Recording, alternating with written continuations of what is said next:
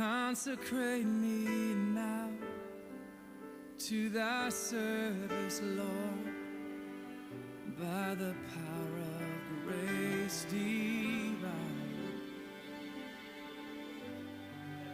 Let my soul look up with a steadfast hope, and my will be lost in thine. Oh, the pure delight of a single hour, that before thy throne I spend. And when I kneel in prayer and with thee, my God, I commune as friend with friend. So draw me nearer, nearer, blessed Lord, to the cross where thou hast died. Draw me nearer, nearer, nearer, blessed Lord, to thy precious bleeding side. So draw me nearer, so much nearer, blessed Lord, to the cross where thou hast died. Draw me nearer, nearer, nearer, blessed Lord, to thy precious bleeding side.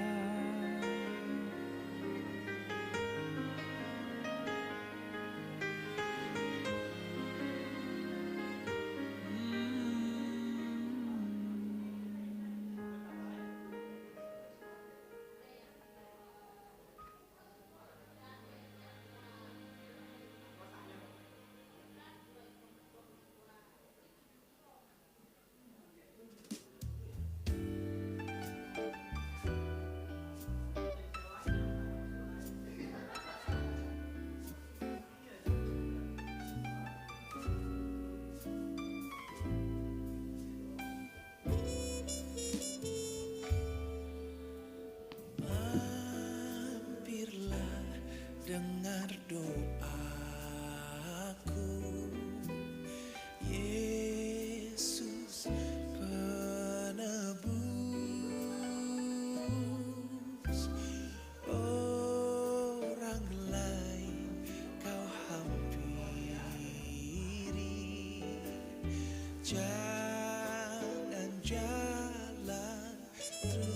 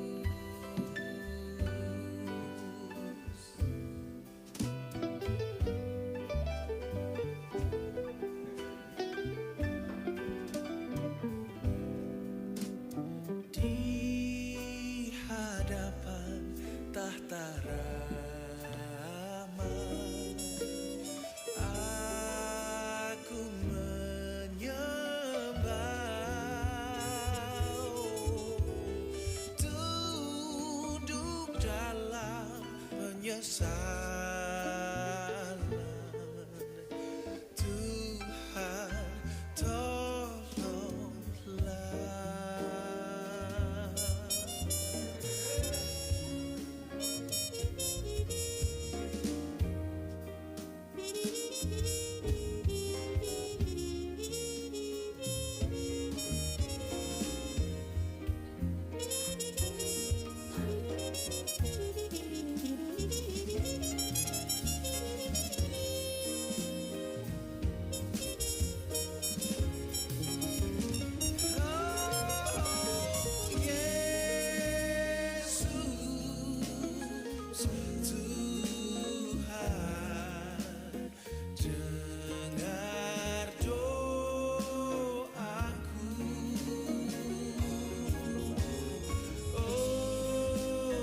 lain kau hampiri.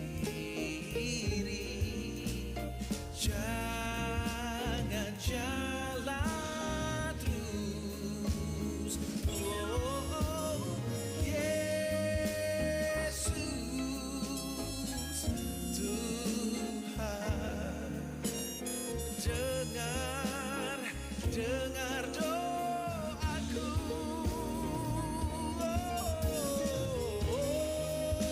Orang lain kau hampiri. Jangan jalan terus. Jangan jalan terus. Jangan jalan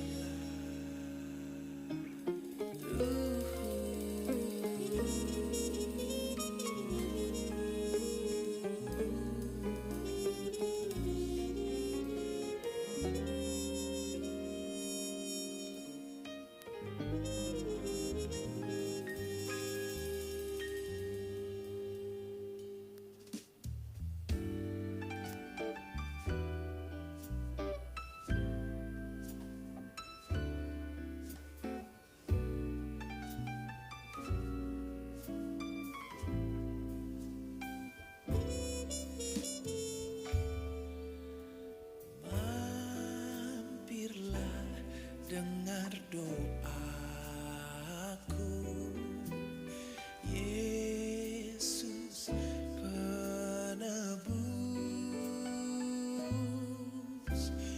orang lain kau hampiri. Jangan jalan terus.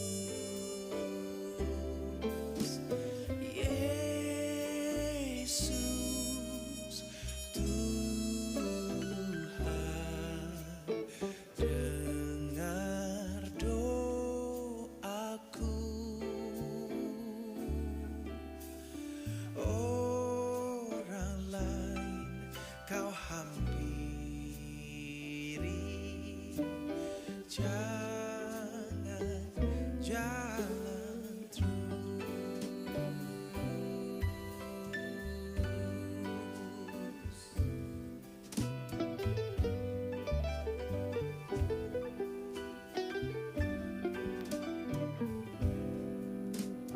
Di hadapan tahta rahmat, aku menyembah. Tunduk dalam penyesalan. Tuhan, tolonglah.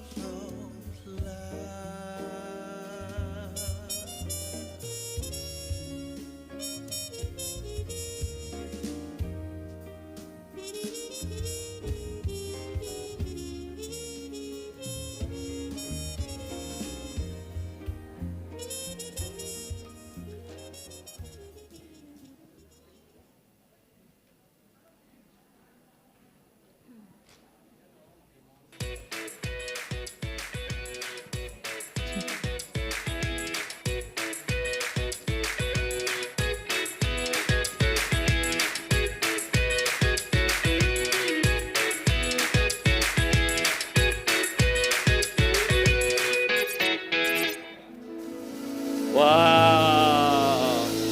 Selamat pagi Bapak Ibu Saudara. Coba lihat wajahnya kanan kirinya, apakah ada wajah-wajah yang baru bangun atau yang masih lapar belum sarapan? Ya, saya ucapkan selamat datang Bapak Ibu Saudara untuk datang beribadah di Abalok Taman Palang. Ya, kami semua mengasihi Bapak Ibu Saudara. Ada satu firman Bapak Ibu Saudara kita mau baca ya. Amsal 17 ayat 22. Hati yang gembira adalah obat yang manjur, tetapi semangat yang patah mengeringkan tulang. Kita mau hari ini memiliki hati yang gembira? Mau? Iya, tentu hati yang gembira hanya ada di dalam Yesus. Sukacita yang sempurna. Mari saya undang siap Bapak Ibu Saudara bangkit berdiri. Kita mau memuji dan menyembah Tuhan. Kita mau bergembira bersama Yesus. Siap Bapak Ibu Saudara? Yuk kita tutup mata, kita berdoa dulu. Kami siapkan hati kami Tuhan untuk memuji dan menyembah. Kami percaya Tuhan Kau sumber sukacita hidup kami. Tidak ada yang lain. Dan bahkan ketika kami bersukacita, maka firman Tuhan berkata, hati yang gembira adalah obat yang manjur. Kami percaya Tuhan, apabila hari ini kami datang dengan sakit, dengan kegelisahan, dengan luka, kami percaya ketika kami datang, Tuhan penyembuh kami. Kami serahkan Tuhan, ibadah kami hari ini seutuhnya ke dalam tangan-Mu. Hanya di dalam nama Yesus Tuhan. Setiap kita yang percaya berkata, amin. Haleluya, mari kita datang dengan hati yang penuh dengan sukacita. Kita tinggikan Dia. Beri tepuk tangan sekali lagi hanya bagi Dia. Allah kita yang perkasa.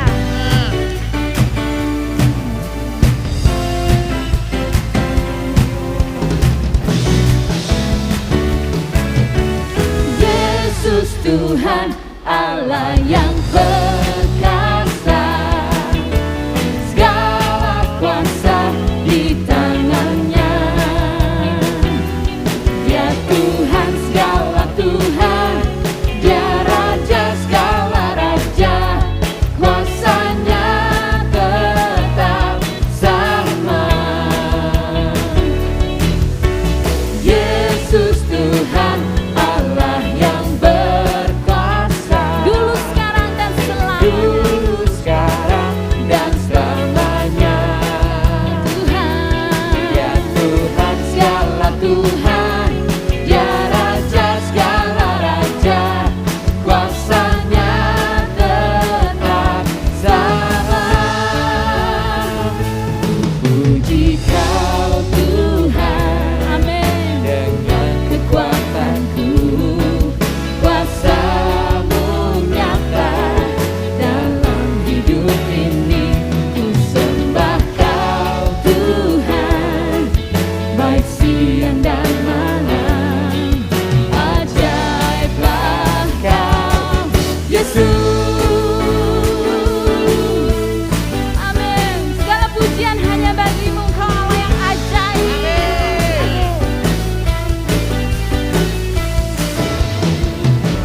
Yesus Tuhan Allah yang perkasa, segala kuasa di tangannya. Ya Tuhan segala Tuhan, Dia Raja segala Raja, kuasanya tetap sama. Yesus Tuhan Allah yang berkuasa, dulu sekarang dan selamanya. Ya Tuhan segala Tuhan, Dia Raja segala Raja, kuasanya tetap sama. Kami puji Kau Tuhan, puji Kau Tuhan, dengan kekuatanku. Kuasa-Mu nyata dalam hidup ini. Ku sembah Kau Tuhan, baik siang dan malam. Ajaiblah Kau Yesus. Ku puji Kau Tuhan, dengan kekuatanku. Amin. Kuasa-Mu nyata dalam hidup ini. Ku sembah Kau Tuhan, baik siang dan malam. Ajaiblah Kau Yesus. Ajaiblah Kau Yesus. Sungguh Kau ajaib.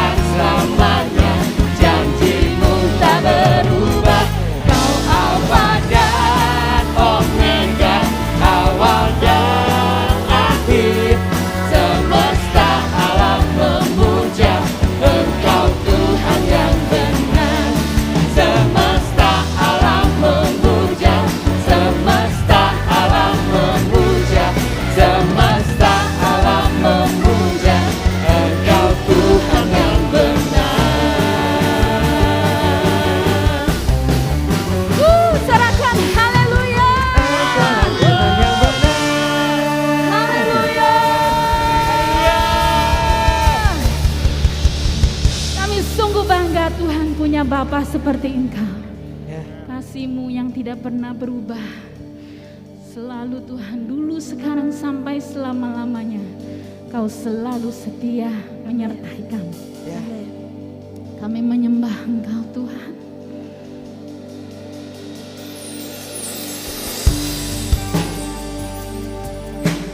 Sungguh indah kasih-Mu Bapa.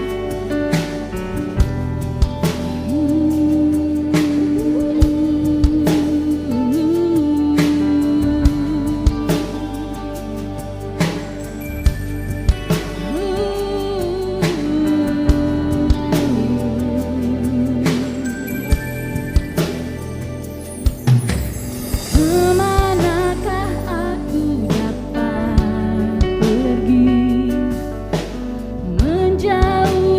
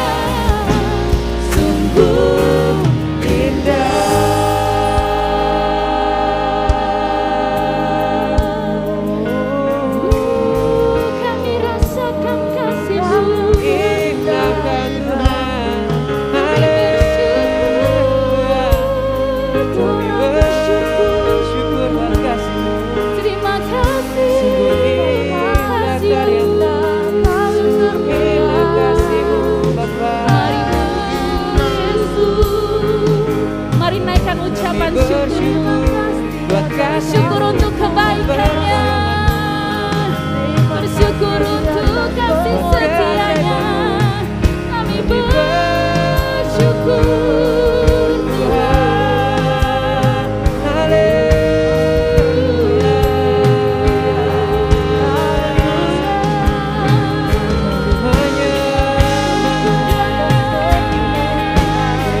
Terima kasih untuk karya-Mu. Terima kasih untuk karya pengorbananmu. Kasih-Mu yang memulihkan hati.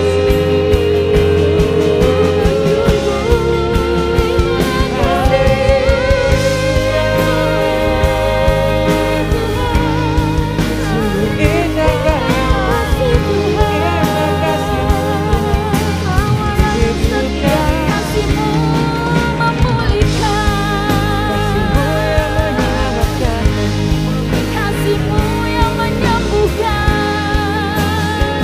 Kami bersyukur untuk kasih-Mu. Dia sungguh mengasihi kita. Di dalam Mazmur 139 katakan, kemana aku dapat pergi menjauhi Roh-Mu? Kemana aku dapat lari dari hadapan-Mu? Jika aku mendaki ke langit, Engkau di sana. Jika aku menaruh tempat tidurku di dunia orang mati, di situ pun Engkau. Jika aku terbang dengan sayap fajar dan membuat kediaman di ujung laut, juga di sana tangan-Mu akan menuntun aku dan tangan kanan-Mu memegang aku. Terima kasih Tuhan. Sejauh apapun kita berlari daripadanya, kasih-Nya akan selalu mengejar kita. Sehebat apapun engkau bersembunyi dari hadapan-Nya, kasih-Nya akan selalu menjangkau engkau dimanapun engkau berada. Kasih-Nya selalu ada untukmu. Firman Tuhan katakan, Allah telah mengasihi kita bahkan ketika kita masih berdosa. Itu ditunjukkannya melalui pengorbanan Yesus di kayu salib. Terlebih lagi sekarang kita telah dibenarkan oleh darah-Nya, kita juga pasti akan diselamatkan. Hari ini Bapa rindu, Dia mau menjamah engkau, Dia mau menyembuhkan engkau, Dia mau menghibur engkau dengan kasih-Nya. Mari datang, mari buka hatimu, mari datang dengan segala keberadaan kita. Mari terima kasih-Nya saat ini. Kami terima kasih-Mu. Kami terima kasih Tuhan. Kami terima kesembuhan, kami terima pengharapan. Terima kasih Tuhan, terima kekuatan yang baru. Kami terima jamahan-Nya, kuasa-Mu memulihkan. Terima kasih Tuhan. Mari angkat tangan kita sama-sama. Mari kita bersyukur untuk pengorbanan-Nya. Sungguh besar pengorbanan-Mu bagiku. Amin Tuhan.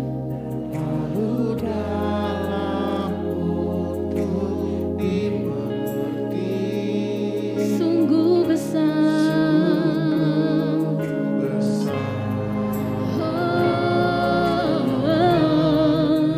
Sungguh indah yang Kau pikirkan tentangku, tunggu tak terselami bagiku. selami bagiku.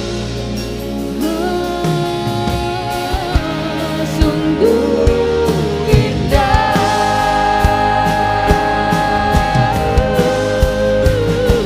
sungguh besar pengorbanan-Mu bagiku.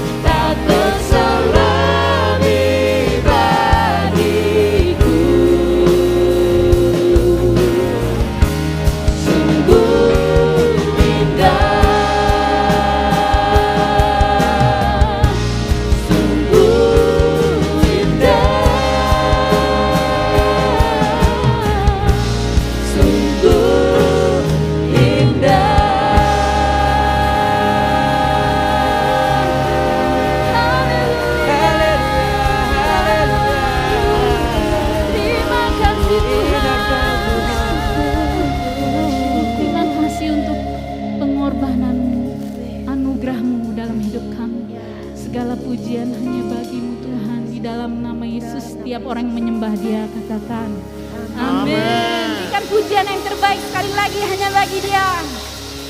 Silakan duduk Bapak Ibu Saudara semua. Wow, beri tepuk tangan Bapak Ibu Saudara untuk tim penyembahan kita. Berapa banyak yang ngalami Tuhan, angkat tangannya. Wow, luar biasa ya. Baik Bapak Ibu Saudara, sebentar kita mau dengar pengumuman dahulu. Ya. Yang pertama, saya mau menyambut setiap Bapak Ibu Saudara yang baik onsite maupun online. Ya, yang baru pertama kali untuk datang beribadah bersama-sama dengan kita. Ada? Iya, saya masih banyak melihat Bapak Ibu Saudara yang baru-baru wajahnya, ya.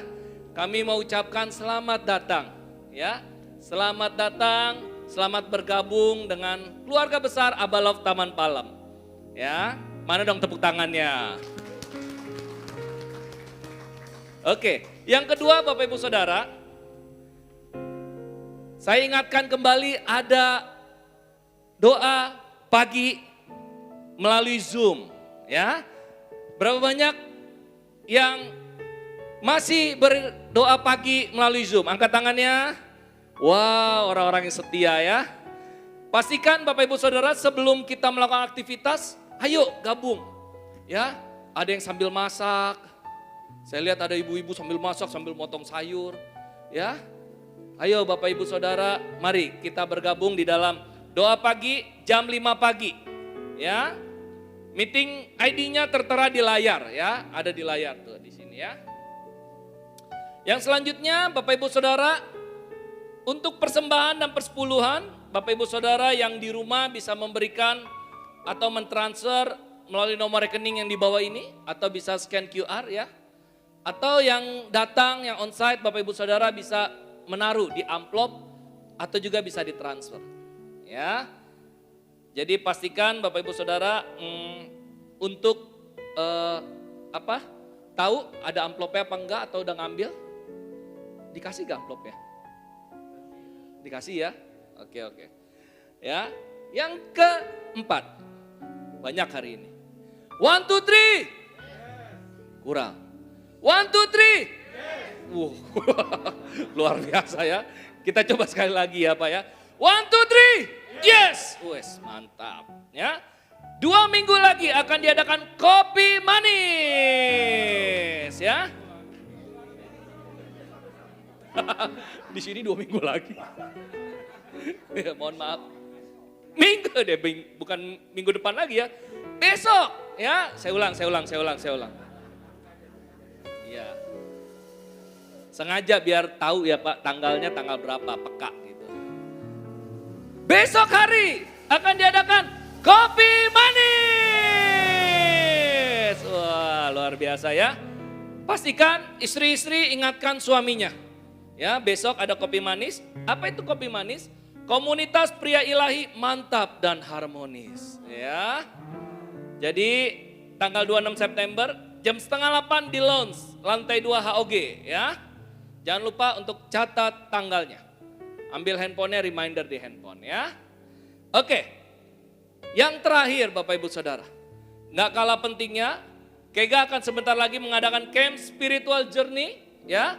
New Me ya. Jadi pastikan siapa Bapak Ibu Saudara yang punya anak berumur 10 sampai 12 tahun atau kelas 4 sampai 6 SD. Ya. Kalau kelas 4 masih ada yang umur 9 loh itu. Ya. Jadi dapat mengikuti sertakan anak-anaknya dengan mengikuti camp ini ya. Pastikan anak-anak kita bisa mengalami pemulihan hati. Amin. Biayanya hanya 150.000. Camp ini dijadwalkan tanggal 8 dan 15 Oktober. Jadi pastikan Bapak Ibu Saudara mendaftarkan anaknya yang berumur 10 sampai 12 tahun. Tapi, nah ini saya mau kasih unjuk. Hari ini pendaftaran terakhir dan hanya tersedia 2 slot doang. Ya, sudah di booking habis, tinggal sisa 2. Jadi pastikan hari ini Bapak Ibu Saudara yang mau daftar langsung saja mendaftar ke ruangan Kega, di booth di depan ruang Kega, ya. Jangan jangan habis pulang langsung lari-lari ntar jatuh. Tetap jaga langkahnya. Oke, Bapak Ibu Saudara. Nah, yang lebih luar biasa lagi. Siap dengar firman Tuhan? Siap dengar firman Tuhan? Ya. Sebentar kita akan dilayanin oleh kakak, ya kalau saya manggilnya kakak. Kalau Bapak Ibu bisa manggil ibu, ya yang penting jangan panggil bapak. Ya. Beliau adalah pemimpin Rumah Pemulihan Rapahos. Bapak Ibu Saudara, apa itu Rapahos? Rapahos itu untuk penderita schizofrenia dan depresi. Ya. Terus beliau juga pelayanan pemulihan gambar diri.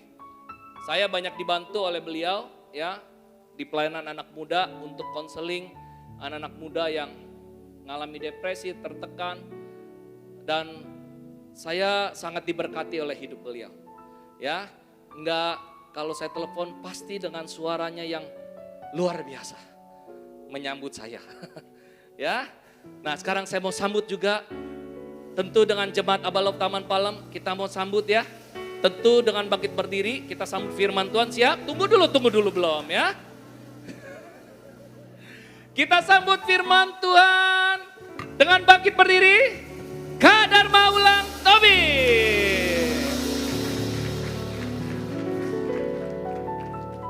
Tes. Terima kasih Aris. Shalom Bapak Ibu saudara dalam Tuhan, puji Tuhan ya. Hari ini kita bisa berkumpul bersama. Saya mau menyampaikan kebenaran firman Tuhan sesuai dengan tema yang diberikan, yaitu ya silakan langsung ditayangkan PowerPoint-nya, standar otoritas moral ya, standar otoritas moral dan akibat ketiadaan otoritas moral. Nah, bicara tentang standar otoritas moral dan akibat ketiadaan otoritas moral, kita akan sama-sama lihat di sini apa sih standar otoritas moral. Moral itu saudara itu kalau di dalam dunia kan itu bicara perilaku ya, perilaku kita, perbuatan kita sehari-hari. Tapi kalau di dalam firman Tuhan bicara tentang moral itu dari Tuhan melihat dari pikiran, hati kita, perkataan dan perbuatan itu seluruhnya ya. Nah, sekarang sebagai anak-anak Tuhan kita punya standar ya, punya standar otoritas moral yang seperti apa, karena banyak sekali pandangan-pandangan yang berbeda. Nah, kita akan lihat dulu yang pertama apa sih standar moral kita ya sebagai anak-anak Tuhan ya. Di sini kita bisa melihat standar otoritas moral kita. Kita baca bersama-sama dalam kitab Yohanes 17 ayat 17. Kuduskanlah ya, standar otoritas moral kita jelas adalah firman Allah atau ajaran Yesus. Nah, kalau kita baca di sini firman Tuhan dalam Yohanes 17 ayat 17. Kuduskanlah mereka dalam kebenaran. Firman-Mu adalah kebenaran. Kita bisa melihat di sini standar ya otoritas moral kita sebagai anak-anak Tuhan itu jelas adalah firman Allah atau ajaran Yesus, dan di sini jelas dikatakan bahwa kuduskanlah mereka dalam kebenaran, firman-Mu itu adalah kebenaran. Jadi kebenaran standar moral kita itu adalah firman Allah. Inilah standar moral yang benar. Standar moral yang benar itu adalah firman Allah dasarnya. Inilah otoritas yang harusnya kita lakukan ya, kita taati dalam hidup ini. Saya dulu salah satu pernah ketemu satu orang saudara ya, ketika saya melayani di Abalov Depok. Ada satu orang dulu bertanya kepada saya, apakah Abalov menikahkan saya kalau saya kawin lagi ya. Dia soalnya sudah menikah diberkati di gereja, lalu dia mau nikah lagi. Lalu dia berkata, apakah Abalov menikahkan saya kalau saya menikah lagi? Saya bilang begini, itu bukan Abalov. Maksud saya bukan standar Abalov. Firman Tuhan. Firman Tuhan bilang Allah membenci perceraian. Tapi kok di gereja lain boleh ya? Nah, saudara bisa lihat nih. Ternyata gereja-gereja punya standar yang masing-masing. Nah, padahal standar gereja harusnya firman Allah. Saya bukan menghakimi gereja lain, saudara. Tapi kita jelas saudara, standar otoritas moral kita itu jelas adalah firman Tuhan, dan Yesus berkata di sini ya, kuduskanlah mereka dalam kebenaran, firman-Mu adalah kebenaran, firman Allah itu kebenaran. Jadi otoritas yang benar itu adalah firman Allah. Nah, saya bilang begini ya, jadi itu memang bukan Abalov tapi firman Tuhan yang bilang Allah membenci perceraian. Lalu saya tanya gini, Bapak mau bercerai kenapa? Istri saya selingkuh. Bapak mengampuni istri Bapak enggak? Enggak, nah itu yang enggak benar ya. Ya, musuh aja mesti kita kasihi saudara, apalagi istri, harusnya apa? Mengampuni. Jawabannya bukan bercerai, tapi Mengampuni jawabannya saudara, mengasihi seperti Allah mengasihi kita. Tuhan Yesus sudah mati untuk menebus dosa kita, jadi kita juga harus mengampuni orang yang bersalah, mengasihi seperti Tuhan Yesus sudah mengampuni kita, bahkan mati buat kita. Tapi saudara, dia tetap menikah di gereja lain, diberkati. Inilah saudara situasi yang terjadi, ya. Tapi akhirnya dia juga hancur juga ya pernikahannya. Dia stres saudara, kacau ya. Akhirnya saya bawa dia ke rumah pemulihan Rapaho saudara. Dalam kondisi sudah stres ya, gangguan jiwa. Nah itulah saudara kasih dalam Tuhan. Ya. Jadi kita harus jelas saudara. Standar otoritas moral kita, kebenaran itu adalah firman Tuhan, firman Allah ya. Ajaran Yesus. Nah kalau kita baca lagi ya dalam Yohanes 28 ayat 31 sampai 32. Di sini dikatakan ya, maka katanya kepada orang-orang Yahudi yang percaya kepadanya, jikalau kamu tetap dalam firman-Ku, kamu benar-benar adalah murid-Ku dan kamu akan mengetahui kebenaran dan kebenaran itu akan memerdekakan kamu. Di sini Yesus jelas berkata, kalau kita murid Yesus, kita tetap dalam firman. Ya, kita akan tetap dalam firman di sini. Ketika kita tetap dalam firman, kita benar-benar murid Yesus. Murid sejati tetap dalam firman. Dan kita akan mengetahui kebenaran. Dari firman inilah kita mengetahui kebenaran. Inilah perilaku yang benar, moral yang benar adalah ketika kita merenungkan firman, ketika kita membaca firman, kita mempraktekkannya. Dan ketika kita tahu firman Tuhan ini, kita akan mengetahui kebenaran dan kebenaran itu memerdekakan kita. Justru ketika kita saudara hidup dalam firman, kita akan mengetahui kebenaran yang memerdekakan kita. Saya juga, nah ini sudah beberapa waktu yang lalu saya juga baca di berita ya di Google di internet itu ada gereja saudara, gereja Katolik di luar negeri itu sudah menyetujui pernikahan sejenis. Diberkati loh sudah, ngeri ya. Perempuan sama perempuan ya yang saya lihat waktu itu ya barisannya lah. Nah itu loh, padahal jelas-jelas kan firman Tuhan jelas laki-laki akan menjadi satu dengan istrinya ya, menikah dengan wanita tentunya ya, menjadi satu dengan istrinya. Tapi ini mereka menyetujui pernikahan sejenis saudara. Itu kenyataan yang ada, padahal saudara itu adalah dosa yang harusnya apa? Orang itu sebenarnya bisa ketika dia tahu kebenaran itu bisa dipulihkan ya dengan kebenaran itu. Saya juga banyak melayani orang-orang saudara yang memang tadinya perempuan, jadi saya pernah ketemu dulu saya layani satu orang saudara, wanita saudara. Tapi di sekolah dipanggil Joko. Waduh tampilnya sudah benar-benar kayak laki-laki cara pakaiannya ya, cara pakaiannya kayak laki-laki saudara. Tapi di situ dia walaupun perempuan tapi dia gayanya kayak laki-laki dan dia suka sama cewek juga saudara, tapi dia figur laki-lakinya saudara. Dan kata menurut dia ceritanya sih katanya itu sejak saya kecil kata mama saya pengennya anak laki-laki. Ya pas di USG, ya kok perempuan, maunya laki-laki. Akhirnya nggak tahu, ya inilah romancing terjadi penolakan jenis kelamin saudara. Akhirnya dia pas lahir tuh kok pengennya jadi laki-laki terus ya, sampai di sekolah dipanggil Joko saudara. Tapi puji Tuhan, saudara kasih dalam Tuhan, dia akhirnya dipulihkan ya. Waktu itu ikut kelas pemulihan gambar diri, dia dipulihkan. Lalu dia benar-benar saudara benar-benar kembali ya ke wanita ya, dipulihkan menjadi seorang wanita beneran saudara, udah nggak pakai baju laki-laki lagi ya. Terus namanya juga dirubah sudah bukan Joko lagi ya, tapi nama wanita ya. Dan dia sudah menikah saudara dengan seorang pria saudara. Sudah punya anak. Nah saudara kasih dalam Tuhan, justru kebenaran itu akan memerdekakan kita.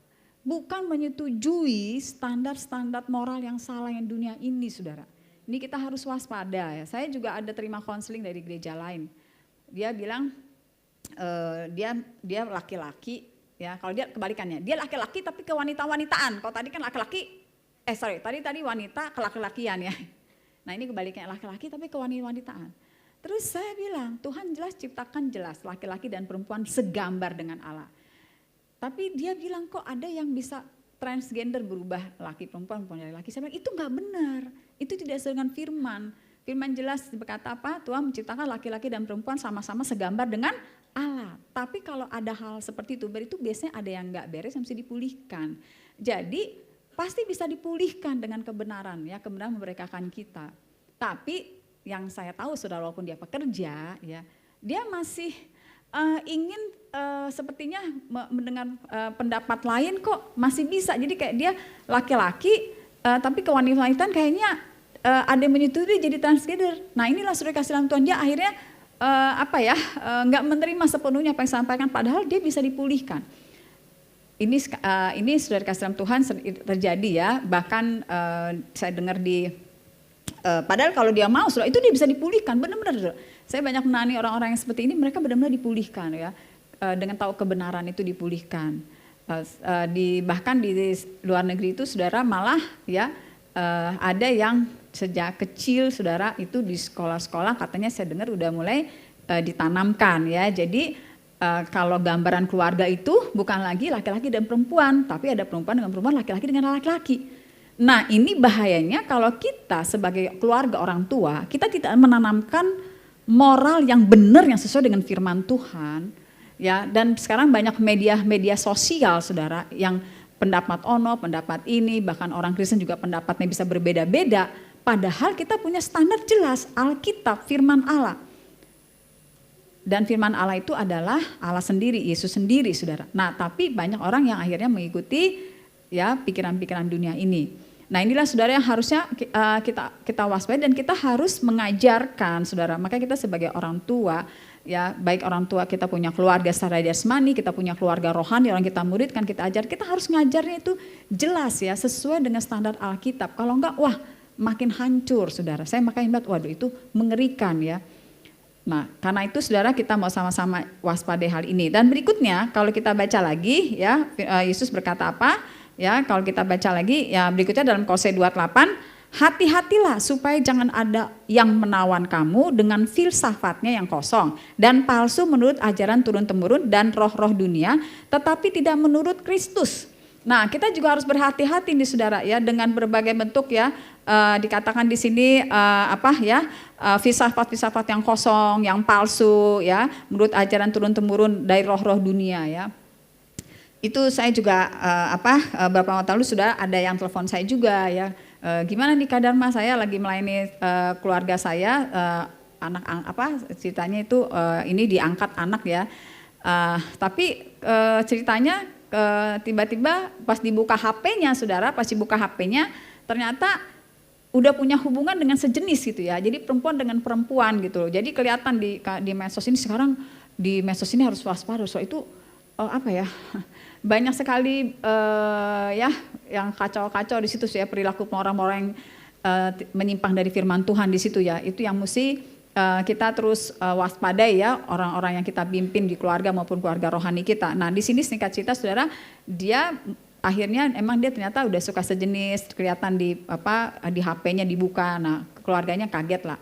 Dan ternyata begitu keluarganya ini supaya anak ini sudah konseling saudara, dia konseling saudara di sebuah pekerja di gereja saudara, dan pekerja di gereja ini saudara dia ada profesinya tapi saya nggak sebut apa, tapi ternyata saudara dia menyuruh keluarganya ini untuk terima anak ini.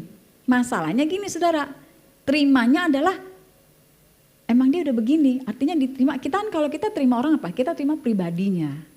Tapi sikap perbuatannya itulah yang kita bawa untuk bagaimana dia bisa dibereskan, dipulihkan. Tapi ini ya terima, emang dia udah begini, udah suka perempuan mau perempuan, lesbinya diterima saudara.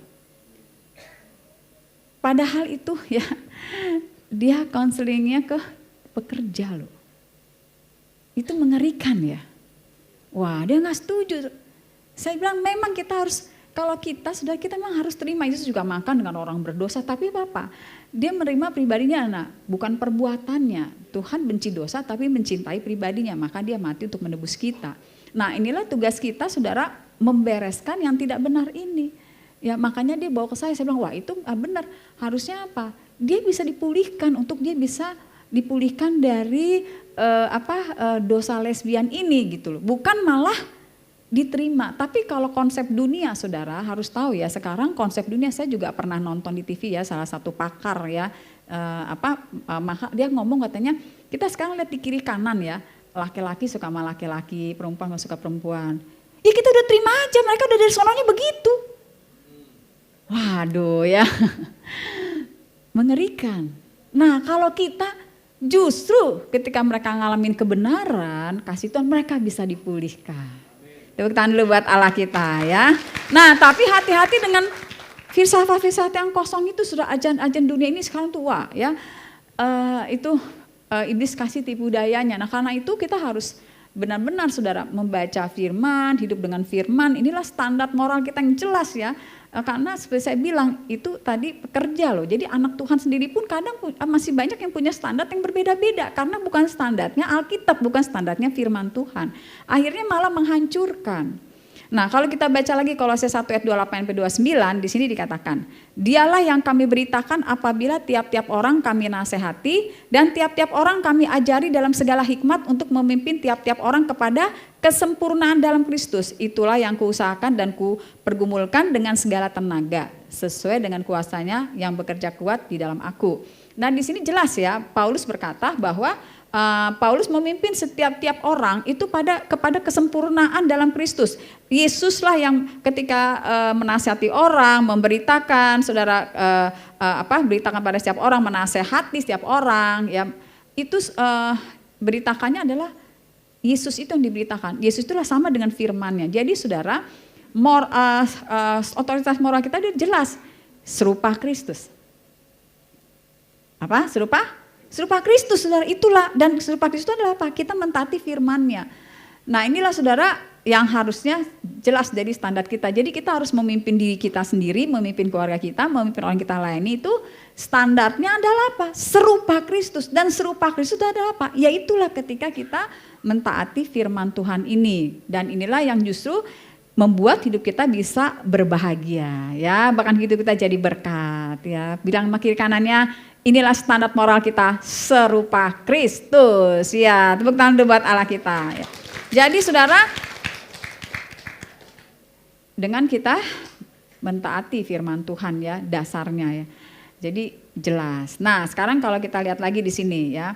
Sekarang apa akibatnya ya? Akibatnya ketiadaan otoritas moral. Apa akibat ketiadaan otoritas moral? Artinya kalau kita tidak hidup sesuai firman Tuhan. Jadi ketiadaan otoritas moral ini adalah kalau kita tidak hidup sesuai firman Tuhan, itu akibatnya apa yang terjadi dalam diri setiap kita.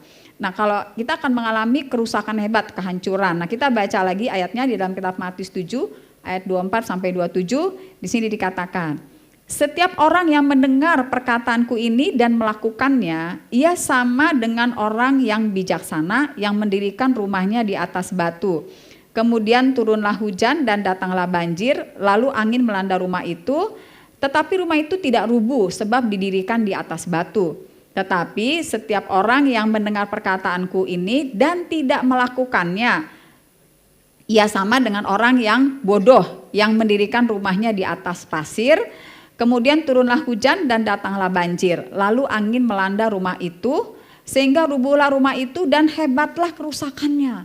Nah, saudara, ternyata di sini kita bisa melihat ada dua orang, dua-duanya sama-sama dengar firman. Kita semua dengar firman di sini, ya puji Tuhan. Tapi orang yang bijak itu adalah dia dengar firman dan dia juga melakukannya. Firman itu jadi dasar hidup dia untuk dia lakukan. Sehingga ketika ada ujian, godaan, ya saudara datang, saudara ya itu ya tadi angin, hujan, saudara ya di situ ya banjir. Bangunnya tetap kuat ya karena dasarnya adalah batu. Nah batu ini bicara Yesus. Nah di sini gambaran setiap kita saudara. Apakah kita menjadi orang yang mendengar, lalu kita memang menjadikan firman ini dasar untuk kita lakukan sehingga kita kuat ya, kita menang terhadap godaan, cobaan ya. Tapi kalau orang yang tipe yang kedua ini adalah yang digambarkan ini adalah orang yang bodoh, yaitu dengar firman, tapi dia tidak menjadikan firman itu sebagai dasar untuk dia lakukan, tidak menjadi pelaku firman. Hanya mendengar saja tapi tidak dilakukan, ya tidak dipraktekin, maka seperti bangun rumah di atas pasir, ada hujan, banjir, angin, ya hancur. Inilah bicara tentang ketika kita mendengar firman tapi kita tidak melakukannya. Saya ingat juga saudara, saya melayani seseorang saudara ya di sebuah gereja saudara ya, seorang pekerja itu ya. dia adalah seorang pekerja yang dipakai Tuhan ya menangani beberapa komunitas sel. Firman Tuhan jelas berkata begini, jauhkan dirimu dari percabulan. Udah jelas-jelas dikata jauhkan diri dari percabulan. Jadi percabulan itu jangan dihadapi tapi harus dijauhi ya. Jauhi percabulan itu banyak ya, pornografi ya, dalam pergaulan dan sebagainya nih ya. Nah, tetapi di sini saudara dia tahu firman itu. Tapi suatu hari ya habis pelayanan saudara dia kan sudah punya istri, dia nganter istri orang ya naik motor. Itu kan bukan menjauhi percabulan ya, harusnya apa ya?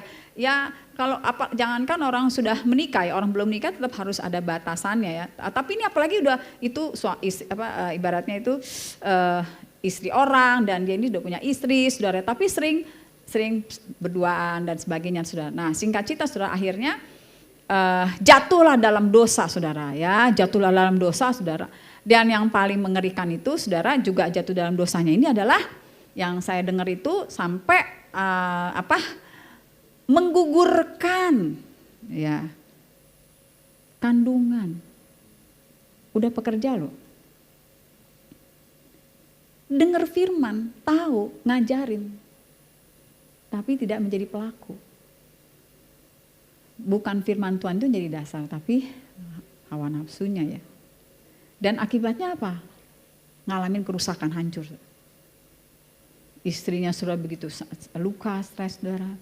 Ya, padahal anaknya sendiri juga masih proses dipulihkan, saudara. Usahanya juga, pekerjaannya juga hancur. Wah, hancur lah. Memang orang yang tidak menjadi pelaku firman, dia akan mengalami kerusakan yang hebat, kehancuran. Justru yang paling berbahagia itu adalah kalau kita mendengar firman lalu kita melakukannya. Nah singkat cerita tapi saudara ingat, kalaupun kita jatuh, Tuhan tetap mengasihi kita tetap diampuni dan kita tetap bisa dipulihkan, amin. Dia sudah bagus saudara, udah akhirnya ngalami pemulihan. Jatuh lagi saudara. Akhirnya ketahuan lagi dia seperti itu. Waduh saudara ya, istrinya saudara belum juga benar-benar pulih dari luka yang sebelumnya dalam proses ya, saya tangani. Kena lagi saudara peristiwa ini. Untung istrinya kuat. Nah inilah saudara yang terjadi ya, jadi banyak saudara pekerja Tuhan, anak Tuhan tuh tahu si firman, ngajarin si iya. Tapi apakah melakukannya? Nah saya melayani saudara di rumah pemulihan Rapahouse ini ya, itu mereka banyak mengalami kerusakan parah dalam jiwanya. Itu kebanyakan dari mana sih? Dari keluarga. Nilai-nilai yang ditanamkan itu bukan nilai-nilai kebenaran, tapi nilai-nilai dunia, sehingga rapuh kan. Dan hasilnya mengalami banyak problem yang dalam jiwa itu sampai mengalami, si Sofian itu kan kalau di dalam kedokteran, di sini kalau ada dokter ya, itu gangguan jiwa yang paling berat saudara. Tapi itu dari mana? Itulah pola asuh yang salah dalam keluarga, nilai yang ditanamkan yang salah. Salah satu contoh, saudara. Saya waktu itu melayani ada satu wanita, ketemu saya kan. Sebenarnya dia mau ikut KKR Benihin waktu itu di Speed Plaza, saudara kan. Wah, udah kurus, sudah kayak mayat tinggal dibopong, saudara. Waktu itu karena KKR Benihin kan dulu rame ya. Akhirnya mungkin karena penuh, nggak tahu. Akhirnya dibawa ditaruh di Speed, nggak jadi dibawa ke sana, digendong. Singkat cerita, ketemu saya waktu itu di kantin ngobrol-ngobrol. Ketika saya ngobrol, kok saya merasa ini ada sesuatu masalah dalam jiwanya. Akhirnya dia cerita saudara sama saya ya, sambil nangis. Dia bilang, mama saya itu, ini perilaku mamanya ya. Mama saya itu sering ngomong begini, kamu gak secantik kakak kamu gak sepinter kakak kamu. Mamanya sering ngomong begitu saudara. Ketika dia sering kali dengar mamanya ngomong begitu, selalu membandingkan, kamu gak secantik kakak kamu gak sepinter kakak kamu. Disitulah dia merasa ya, kita udah pasti tahu, dia akan pasti merasa nggak berharga kan, merasa tolak, merasa nggak berharga. Akhirnya dia bilang begini, saya berusaha mencapai seperti kakak saya, karena mama saya sering ngomong begitu, kamu nggak seperti kakak kamu, cantiknya, pinternya. Ya. Akhirnya dia berusaha seperti kakaknya saudara, tapi ketika dia berusaha seperti kakaknya, dia nggak pernah bisa mencapainya saudara, prestasinya nggak pernah, saudara. Dia udah berusaha supaya karena mamanya sering ngomong begitu kan, kamu gak seperti kakak kamu gak seperti kakak kamu. Nah sering ngomongin begitu saudara. Ini hati-hati nih kita ya, keluarga ya. dalam kita sehari-hari mendidik anak, saudara. Dan juga sama anak-anak rohani kita. Nah, singkat cerita akhirnya gini, saudara. Karena dia udah berusaha tapi nggak mencapai. Akhirnya dia drop, saudara. Drop jiwa dia. Dia dia mulai mengalami depresi.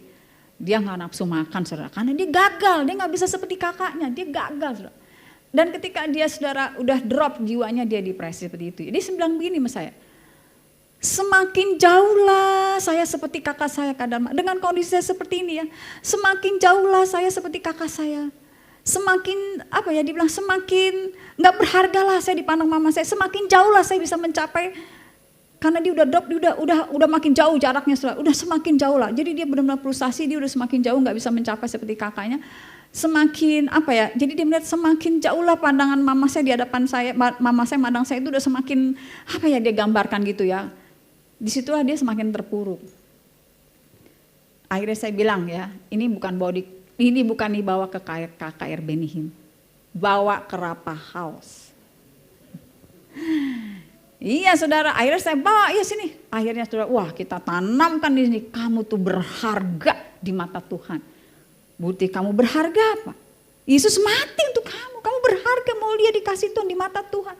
Saya selalu, saudara tahu, saya melayani di rumah pemulihan Rapa House itu semua, saya tahu ya, semua orang manusia gambarnya rusak. Ini rusak-rusak udah parah-parah, saudara. Mereka udah berapa yang mau bunuh diri dan sebagainya ya.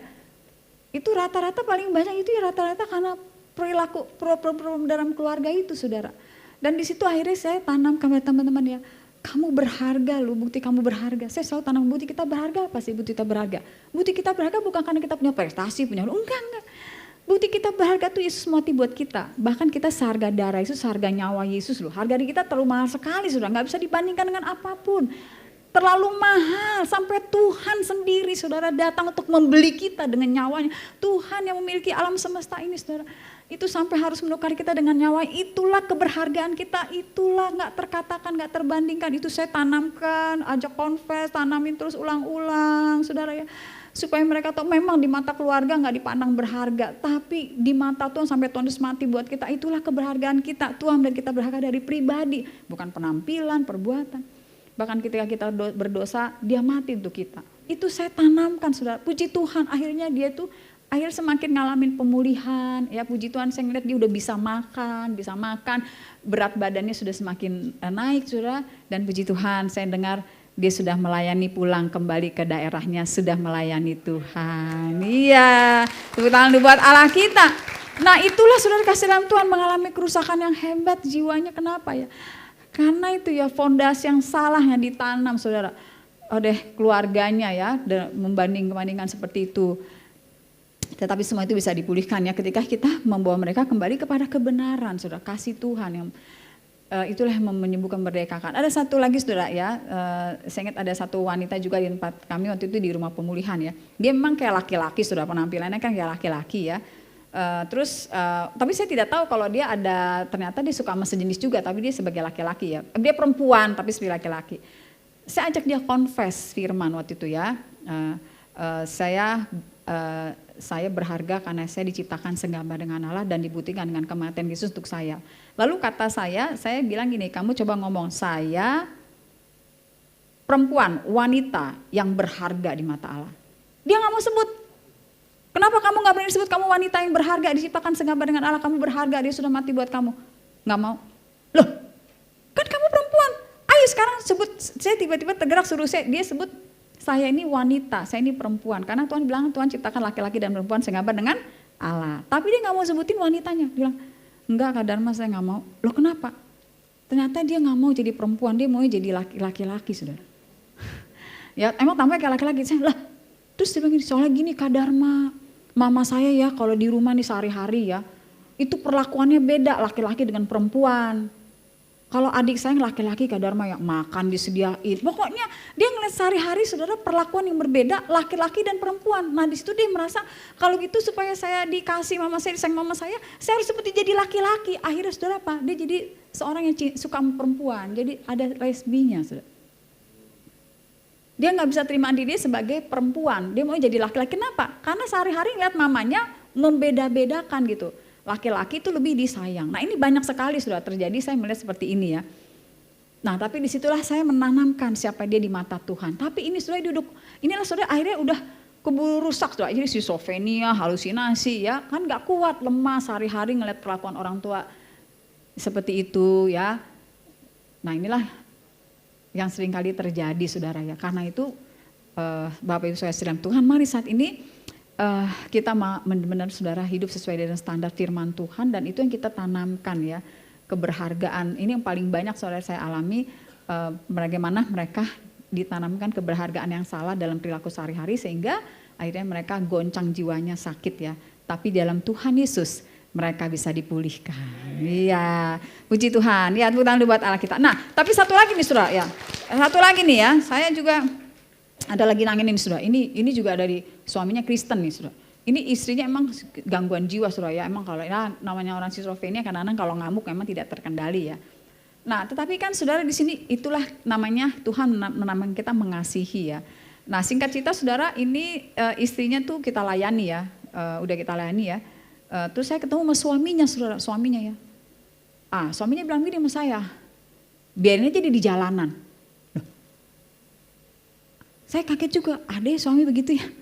Suaminya ini Kristen saudara. Suruh istri biarin di jalanan.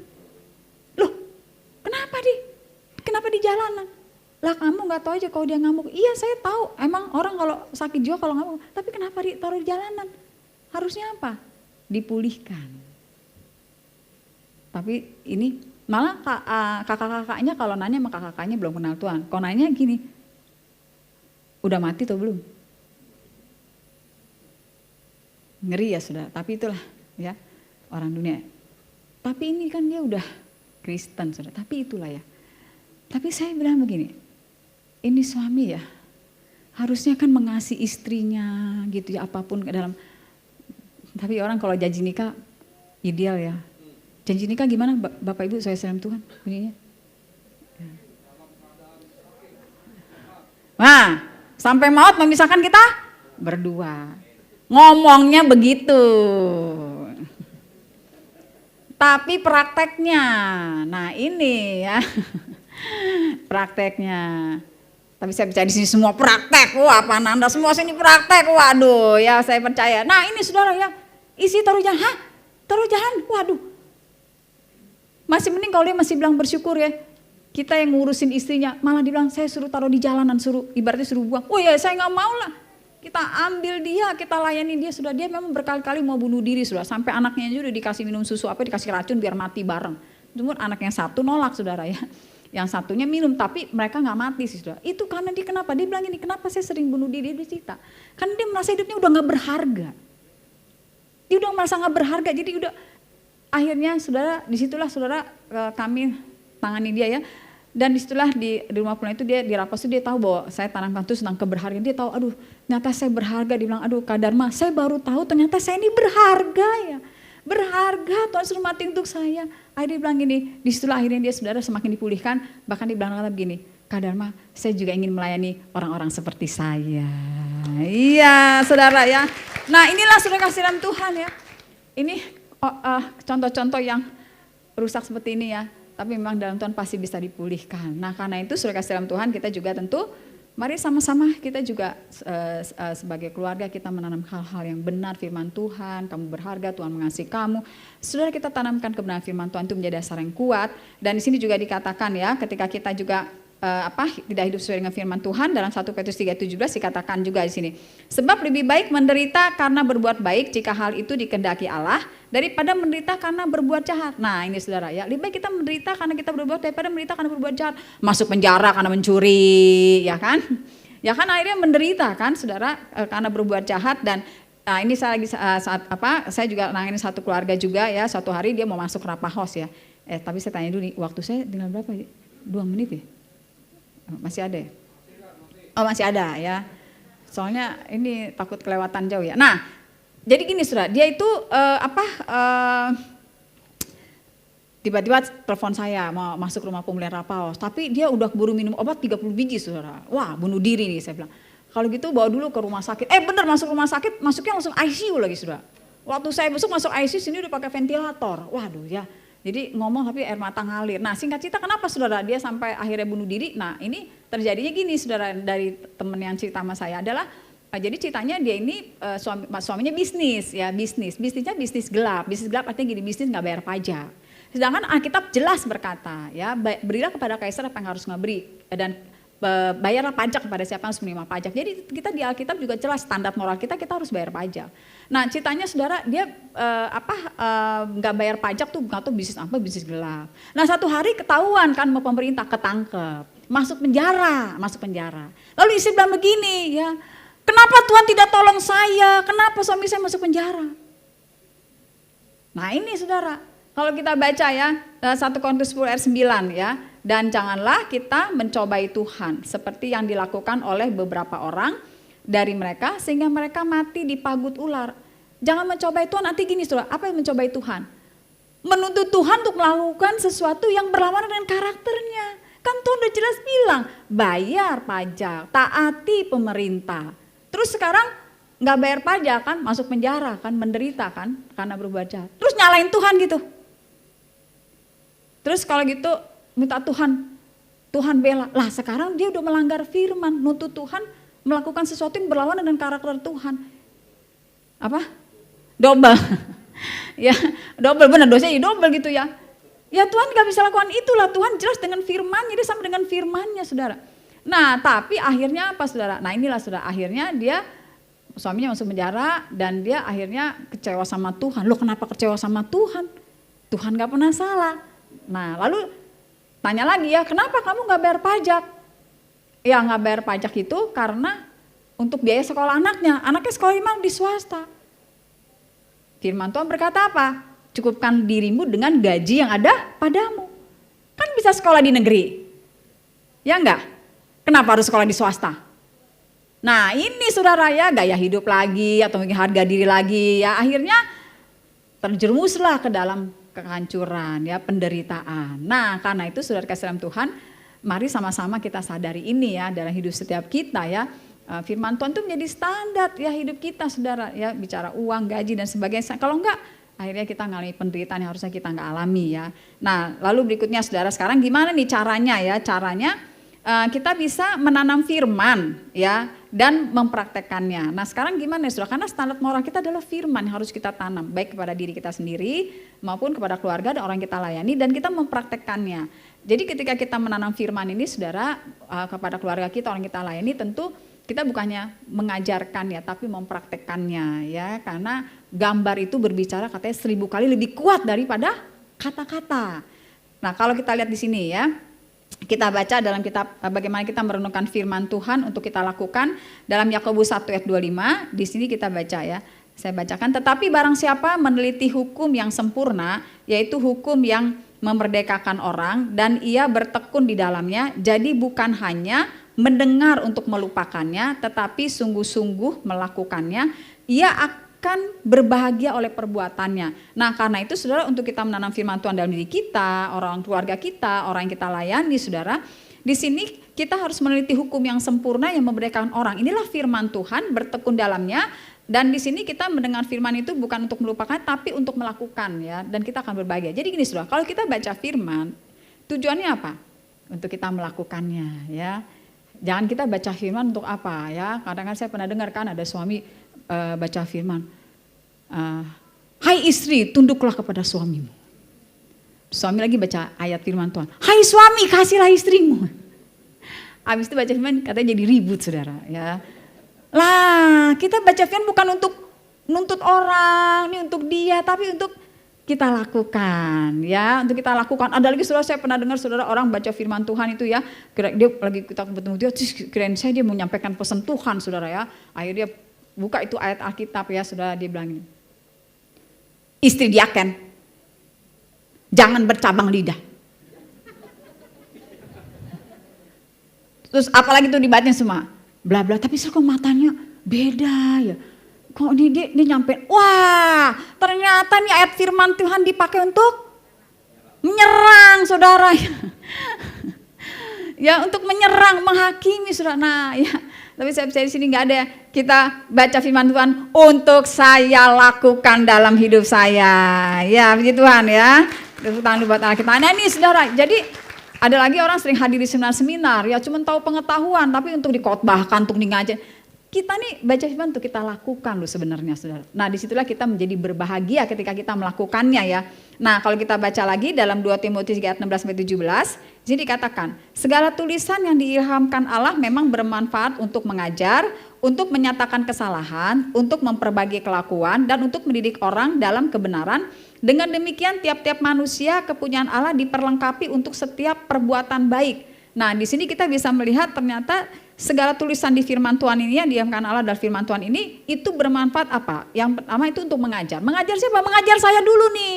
Ya, jangan pikir nih, untuk saya ngajar dia nih. Untuk dia nih ngajar. Wah, kan itu tapi untuk saya lakukan untuk ngajarin saya ya. Lalu apa di sini katakan? Untuk menyatakan kesalahan saya, dosa apa yang Tuhan tegur untuk saya. Jadi untuk saya nih saudara. Ya untuk kesalahan saya. Lalu apa? Untuk memperbaiki kelakuan saya. Kelakuan apa yang mesti saya perbaiki? Oh kata-kata saya masih suka menghakimi, saya harus berubah nih dengan kata-kata saya ya. Dan untuk apa? Mendidik orang dalam kebenaran, mendidik saya dalam kebenaran. Jadi ini kalau kita baca firman ini untuk saya, untuk saya praktekkan, baru nanti saya bisa mengajarkannya ya. Dengan demikian tiap-tiap manusia akan diperlengkapi dengan untuk setiap perbuatan baik ya. Nah di sini sekarang bagaimana cara kita menanamkan ya, mengajarkan firman Tuhan ini juga saudara ya. Pertama kita dulu nih ya, yang menerima firman untuk kita belajar, untuk kita mempraktekannya, baru saudara sambil kita mempraktekannya kita mengajarkannya ya. Jadi jangan sampai juga saya juga pernah dengar saudara ada seorang pria saudara dia jatuh dalam dosa, tapi dia ceritanya begini, ini dia maksud itu masuk YouTube atau apa saya dengar gitu. Bapaknya kan sering khotbah di sini saudara, di gereja ya, bapaknya suka khotbahnya tentang apa gitu semuanya. Terus anaknya bilang gini, bapak saya ini ya, dia jago khotbah, dia bisa mengasihi, tapi di rumah mukul mamanya, mukul istrinya. Dia kecewa sudah akhirnya dengan bapaknya ya. Nah, makanya saudara kalau lagi khotbah di sini juga, karena saya pernah dengar juga ada orang khotbah, ada keluarga satu-satu keluar. Nah itu harus dipertanyakan. Kenapa itu ya? Katanya kalau mau ya, tapi saya percaya di sini enggak ya. Saya pernah juga khotbah, mama saya berdiri terus saudara. Siapa yang kepahitan? Ampuni. Tapi mama saya gak duduk-duduk, waduh jangan-jangan dia kepahitan sama saya. Tapi ternyata pas pulang rumah, mama mau datang koleng khotbah si Dharma. Ternyata bukan itu sudah. Oke singkat cerita ya, nah di sini. Nah sekarang kita baca Ulangan 6 ayat 4-9, saya akan bacakan. Dengarlah hai orang Israel, Tuhan itu Allah kita, Tuhan itu Esa. Kasihlah Tuhan Allahmu dengan segenap hatimu dan dengan segenap jiwamu dan dengan segenap kekuatanmu. Apa yang kuperintahkan kepadamu pada hari ini haruslah engkau perhatikan. Haruslah engkau mengajarkannya berulang-ulang kepada anak-anakmu dan membicarakannya apabila engkau duduk di rumahmu, apabila engkau sedang dalam perjalanan, apabila engkau berbaring dan apabila engkau bangun. Haruslah juga engkau mengikatkannya sebagai tanda pada tanganmu dan haruslah itu menjadi lambang di dahimu dan haruslah engkau menuliskannya pada tiang pintu rumahmu dan pada pintu gerbangmu. Ini bicara tentang apa? Kalau kita baca lagu Shema. Jadi kita kalau mau ngajar firman, menanamkan pada keluarga orang kita lain itu harus sering-sering berulang-ulang dalam kehidupan sehari-hari saudara ya. Dan apa yang kita ajarkan di sini adalah yaitu kita harus mengasihi Tuhan dengan segenap hati, dengan segenap jiwa, dengan segenap kekuatan kita, segenap akal budi kita. Ini yang kita harus kita tanamkan saudara terus-menerus ya, mengasihi Tuhan ini saudara ya, dengan segenap hati, segenap jiwa, dengan segenap kekuatan kita. Dan apa itu bukti kita mengasihi Tuhan? Kita baca ya, Yohanes 14 ayat 15 ini dikatakan, jikalau kamu mengasihi aku, kamu akan menuruti segala perintahku. Ternyata bukti kita mengasihi Tuhan itu adalah apa? Kita menuruti segala perintah Tuhan. Inilah hidup moral kita mentaati semua perintah Tuhan. Dan tentunya kita mentaati firman Tuhan ini itu sebagai bukti kita mengasihi Tuhan ya. Jadi bukan karena satu aturan, tekanan, terpaksa ya. Seperti saya bilang, saya pernah tanya seorang ibu saudara, dia bilang, saya tanya sama ibu ini, ibu apakah ibu sudah mengampuni suami ibu? Udah dong saya ngampuni suami saya, kalau saya nggak ngampuni suami saya nggak sembuh. Waduh saya kaget sudah. Jadi dia mengampuni suami tujuannya supaya sembuh. Bukan mengampuni suami saya karena saya mengasihi dia seperti Tuhan Yesus mengasihi saya. Karena saya mengampuni suami saya karena Tuhan sudah mengampuni saya. Saya mengampuni suami saya karena saya mengasihi seperti Tuhan mengasihi saya. Tapi supaya sembuh. Waduh, ini namanya belum mempraktekkan perintah Tuhan. Karena yang dicari cuma sembuhnya saudara. Ada lagi saudara ya, orang ya ngomong sama saya gini, wah saya udah berhenti dari rokok nih. dalam hati luar biasa nih orang mengasihi Tuhan. Soalnya kata dokter paru-paru saya udah rusak. Aduh, jadi kalau gitu paru-paru kamu rusak masih ngerokok terus dong. Aduh, jadi saudaranya, manusia itu kalau bisa lihat dari motivasinya loh saudara. Motivasinya itu ya apa ya?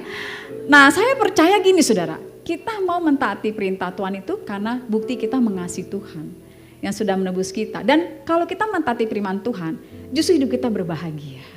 Ya, dan kita melakukannya juga dengan hati yang mengasihi, bukan dengan bersungut-sungut, mengeluh saudara, dan itu yang menyenangkan hati Tuhan. Mau sama-sama saudara kita membuktikan kita mengasihi Tuhan, mari kita taati segala perintahnya karena kita mengasihi Tuhan. Mari sama-sama kita datang ke Tuhan, kita nyanyikan pujian ini.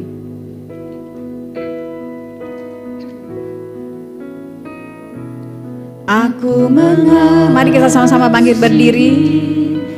Engkau Yesus dengan segenap hatiku, aku mengasihi Engkau Yesus dengan segenap jiwaku. Ku renungkan firman-Mu siang dan malam, ku pegang perintah-Mu dan ku lakukan. Engkau tahu ya Tuhan, tujuan hidupku hanyalah untuk menyenangkan hati-Mu. Amin. Aku mengasihi Engkau Tuhan. Aku mengasihi Engkau Yesus dengan segenap hatiku. Amin. Aku mengasihi Engkau. Mari kita buktikan kita mengasihi Tuhan. Bukti kita mengasihi Tuhan, kita mentaati segala perintah. Dan kita mentaati perintahnya bukan sebagai hanya satu aturan atau menjadi tekanan, tapi karena kita mengasihi Dia sudah menebus kita. Dan ketika kita mentaati firman-Nya, hidup kita berbahagia, terhindar dari kehancuran. Hidup kita jadi berkat. Amin Tuhan. Engkau tahu ya Tuhan, tujuan hidupku hanyalah untuk menyenangkan hati-Mu. Siapa sini hari ini saudara mengambil keputusan, Tuhan aku mau mentaati perintah-Mu karena aku mengasihi Engkau. Mari sama kita berdoa. Bapa di surga, hari ini kami sangat bersyukur firman-Mu begitu luar biasa Tuhan, menjadi standar moral hidup kami. Dan kami mau melakukan firman-Mu karena kami mengasihi Engkau. Dan ketika kami melakukan firman-Mu karena kami mengasihi Engkau, kami tahu itulah hidup kami yang berbahagia, terhindar dari segala kehancuran. Bahkan hidup kami jadi berkat Tuhan. Hari ini Roh Kudus singkapkan kalau ada hal-hal yang kami belum mentaati firman-Mu. Kami mau mentaati karena kami mengasihi Engkau yang telah menebus kami, berkorban sempurna untuk kami. Dan kami percaya hidup kami menjadi berkat bagi keluarga kami, orang silin kami bisa menjadi alat-Mu Tuhan. Terima kasih Tuhan Yesus, dalam nama Yesus kita yang mau mentaati perintah Tuhan karena mengasihi Tuhan. Mari sama-sama kita katakan amin. Baik, silakan duduk Bapak Ibu semua. Bapak Ibu, seberapa banyak kita dikuatkan, diberkati hari ini oleh firman Tuhan? Bisa lambaikan tangannya. Ya, tadi kita dengar kesaksian daripada Kak Dharma. Beliau adalah orang yang benar-benar concern ya untuk orang-orang yang mengalami sakit depresi. Tadi Kak Dharma bilang sumber atau penyebab depresi itu rata-rata karena dari pola asuh dari keluarga. Bapak Ibu sadar nggak sepanjang tahun ini apa yang kita sedang bangun di gereja kita, firman Tuhan di gereja kita bicara apa? Kipo atau kopi sama Kak Dharma. Bicara keberhargaan, jadi kasih identitas, peneguhan potensi, afirmasi moral, otoritas moral, thank you Pak Edis. Jadi bagaimana gereja hari ini melakukan, membangun setiap kita jemaat supaya kita memiliki identitas yang benar. Tadi kan sumbernya identitas yang salah ya kan? Ya, keberhargaan diri, siapa kita. Nah, lihat ya, itu penyebab orang akhirnya sakit jiwa yang sudah parah. Kalau udah di Rafa House itu udah parah. Bapak Ibu, bagi Bapak Ibu kita teman-teman yang hari ini belum punya teman akuntabilitas, saya punya potensi untuk sakit seperti yang ada di rumah Rafa House. Semua kita punya potensi untuk itu. Hati-hati ya. Banyak pendeta hamba Tuhan yang jatuh karena apa? Malu mengakui. Firman Tuhan, akuilah supaya kamu sembuh. Cara ngakunya gimana? Nggak mungkin saya mengaku di depan jemaat seperti ini. Saya harus ngakunya, saya ada Pak Gun. Teman kami setiap hari Pak Gun ya. Kalau ada pikiran yang jahat, pikiran yang kotor, kita ngobrol. Dengan Pak Kuba, aku sering ngobrol sama dia dari firman yang kita dapat. Apa yang kita bagiin, apa yang kita mau dapat. Nah, pengakuan adalah cara menolong kita supaya kita nggak dituduh, nggak didakwa. Ingat Bapak Ibu semua jemaat yang Tuhan kasihi, Bapak Ibu jemaat adalah memiliki potensi hidup benar, hidup kudus di dalam Tuhan. Amin. Tapi kita harus tahu hari ini yang bagi teman-teman yang belum punya teman kompaknya Hafruta, ayo berani mengaku, jangan mau dituduh. Ya asik, benar-benar luar biasa. Jadi kita ada covering, ada penjagaannya. Thank you Kak Dharma buat sharing firman yang luar biasa. Ya, kami berterima kasih buat contoh keteladanan hidup Kak Dharma yang luar biasa. Ya, beliau mengabdikan dirinya, melakukan panggilannya ya, yang Tuhan beri dalam hidupnya sampai hari ini. Beliau setia di dalam memimpin pelayanan yang Tuhan percayakan buat beliau. Yuk kita mau berdoa, saya undang untuk kita berdiri. Kita kedangkan tangan berdoa buat Kak Dharma. Bapak di surga, terima kasih, kami bersyukur buat seorang kakak yang luar biasa hari ini, yang Tuhan taruh di tengah-tengah dunia ini Tuhan. Di kota kami, di Jakarta, kami bersyukur buat hidupnya dan tim yang hari ini terus setia melayani di Rafa House. Kami berdoa, Tuhan tambahkan terus Tuhan iman buat mereka, kasih karunia Tuhan buat mereka Tuhan, untuk terus membangun manusia, menemukan potensi di dalam Kristus. Ketika manusia, orang-orang yang mereka layani menemukan potensi, tahu identitas, tahu keberhargaan diri mereka, hidup mereka akan diubah dan orang itu akan dipakai untuk memulihkan banyak orang, sehingga dunia ini semakin penuh dengan orang-orang penuh kemuliaan-Mu. Berkati Kak Dharma dan tim Yayasan Rafa House, kami berkati Tuhan, Kau menolong mencukupkan apa yang mereka butuhkan Tuhan, dalam nama Yesus. Terima kasih Bapa, kami bersyukur buat firman-Mu pada hari ini buat kami Tuhan. Kami mau belajar menjadi orang yang bijak, bukan hanya dengar, kami mau melakukan firman-Mu. Kami percaya Roh Kudus akan menuntun, menolong kami, untuk kami giat, untuk kami suka menjadi pelaku-pelaku firman-Mu Bapa. Terima kasih Tuhan. Mari Bapak Ibu jemaat, kita mau terima berkat Tuhan. Kita kedangkan tangan kita. Bapak Ibu percaya bahwa berkat itu datangnya dari Tuhan. Ketika engkau mempercayai berkat itu datangnya dari Tuhan, engkau akan sungguh-sungguh mempraktekkan, percaya bahwa firman Tuhan adalah otoritas tertinggi yang harus kita hidupi, yang harus kita praktekkan dan lakukan, sehingga kita dikatakan menjadi orang-orang yang berbahagia. Terimalah berkat ini di dalam nama Bapa, Anak dan Roh Kudus, dalam nama Tuhan Yesus. Setiap kita yang terima berkat ini, kita katakan amin. Selamat siang Bapak Ibu, Tuhan berkati.